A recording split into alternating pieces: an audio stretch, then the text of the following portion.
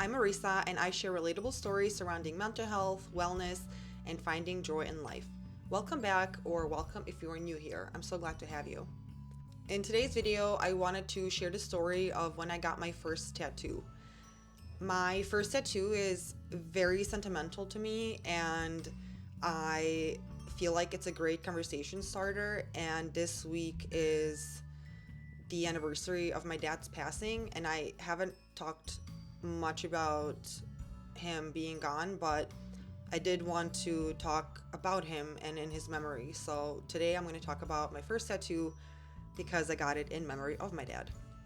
In the past, when I would think about getting a tattoo, I always knew I wanted to get one. I just never knew what it would be.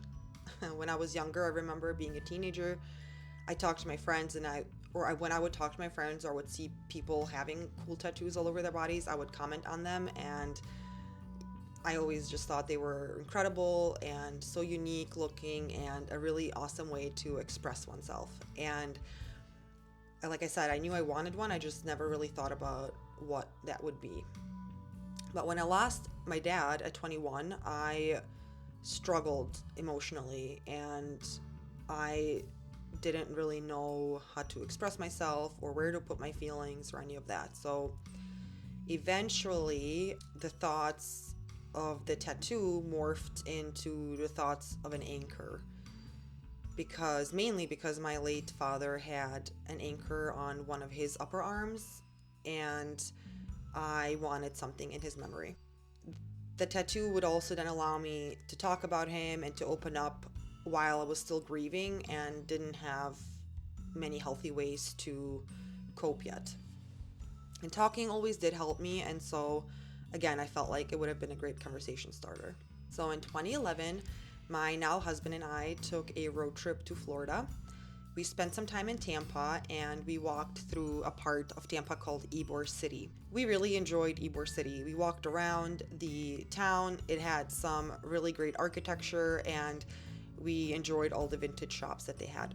There were a lot of tattoo shops there too. We spontaneously walked into one of these shops and had an artist that was available draw a simple anchor with a heart at the base of it. And so yeah, we went ahead and I got my tattoo.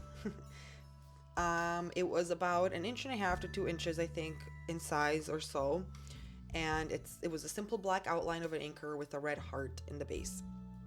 And I was so excited about this. I was happy to share with my friends why I got it, and I eventually posted something on Facebook about it.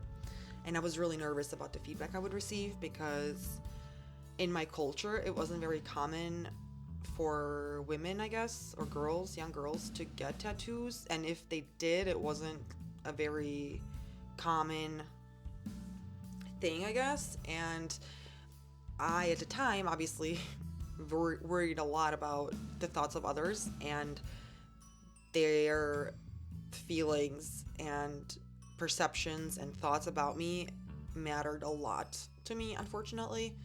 And when I posted photos about my tattoo and things like that, I did receive some feedback that I didn't care for, but I also got some really great feedback, which was really nice. But looking back, I kind of wish that I didn't care at all about people's feedback, because I love the tattoo and that's all that matters. I had that tattoo then for a while, many years, obviously. I got it in 2011, so it's been 13 years now. And like I said, it has been a great conversation starter. But as I have also done a lot of healing and therapy, I have also grown as a person, and my thoughts and feelings surrounding the tattoo that I already had also changed. I still liked it. I'm not saying that I wish I didn't have the tattoo. I just do wish that I put more, not thoughts, but more time, or maybe had found an artist that I really liked their style of, to maybe create an anchor that I would love more over time. But that's okay, because what ended up happening was that, I had this tattoo for years and I was okay with it. It's on my left inside ankle, and I chose that location because it's a place that I can easily hide if I want to, but I can also show it off if I want to. And I just really always envisioned a tattoo on my ankle, and I love that location for it.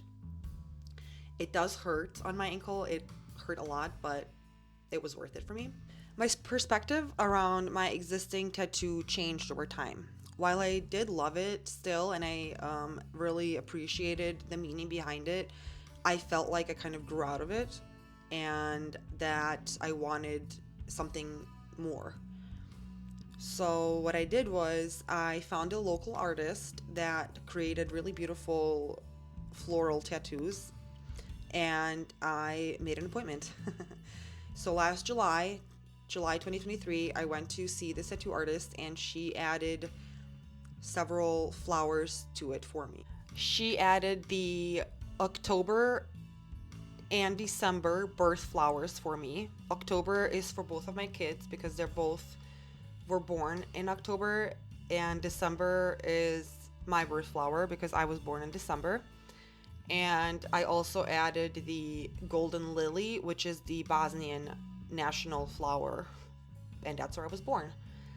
And also I had her add the cursive letter L because both of my kids' names start with the letter L, and I think the cursive L is a beautiful letter, and that's actually one of the reasons I wanted them both to be named with the letter L, is because the cursive capital letter L is beautiful, and I wanted to make sure that I got to use it, I guess. I don't know. But yeah, there's beauty in letters, there's beauty in florals, there's beauty in the little things, and I really wanted to enhance this tattoo and make it more of something that I feel connected to now. So while that anchor is still in memory of my dad and has a lot of meaning to me, it's grown just like I have, and I added to it just like I added to my life. I added florals for my kids and myself because I feel like I finally found myself through my kids. And my dad will always have a place in my heart, so will my birthplace, so will my kids. Those are all representative of like special things in my life, and I get to always look down and be reminded of the simple things in life and the small things that are beautiful. This year will be 16 years that I have not had my dad, that he passed away, and I wanted to talk about him in some way that is positive, because while I miss him and there's a lot that could be said about him, I just want to state that he was my dad, and that is why I love him, and I will always have a place in my heart for him. This video is in his memory. Love you, Abba.